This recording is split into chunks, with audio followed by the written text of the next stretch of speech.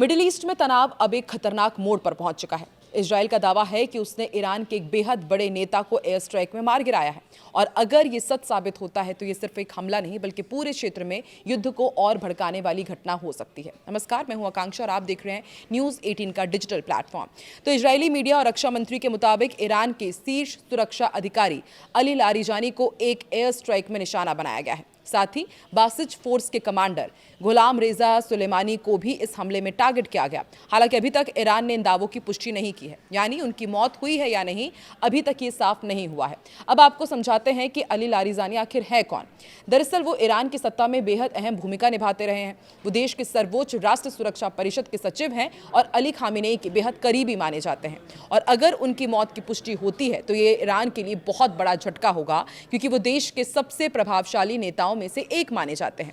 और इस हमले की टाइमिंग भी बेहद अहम मानी जा रही है। क्यों, वो भी आपको बताते हैं। दरअसल हमले से ठीक एक दिन पहले उन्होंने मुस्लिम देशों को एक पत्र लिखा था। इसमें उन्होंने यूनाइटेड स्टेट्स और इजराइल के खिलाफ कड़े शब्दों का इस्तेमाल किया था। इस पत्र में उन्होंने आरोप लगाए थे कि जब ईरान पर हमला हुआ तो ज्यादातर मुस्लिम देशों ने सिर्फ बयान दिए लेकिन उनकी मदद नहीं की, यानी उनका रुख पहले से ही काफी आक्रामक था।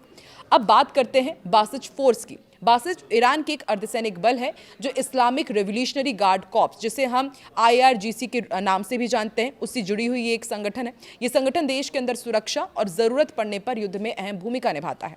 अगर इसके कमांडर को निशाना बनाया गया है तो ये और भी बड़ा रणनीतिक हमला माना जाएगा।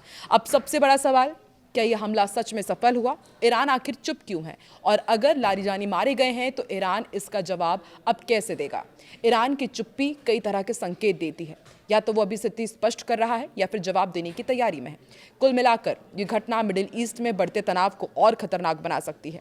और अगर इजराइल का दावा सही निकला तो आने वाले दिनों में ईरान की तरफ से बड़ा जवाब देखने को मिल सकता है, क्योंकि ईरान बार बार यही कह रहा है कि यदि आप सोच रहे हैं कि ईरान शांत बैठेगा तो ऐसा होने नहीं वाला है। आपकी कब्र खुदते तक हम अंतिम लड़ाई जारी रखेंगे। आप क्या सोचते हैं? क्या हमला युद्ध को और बढ़ाएगा? कमेंट में अपनी राय जरूर बताएं। वीडियो पसंद आए तो लाइक शेयर करें और चैनल को सब्सक्राइब जरूर करें।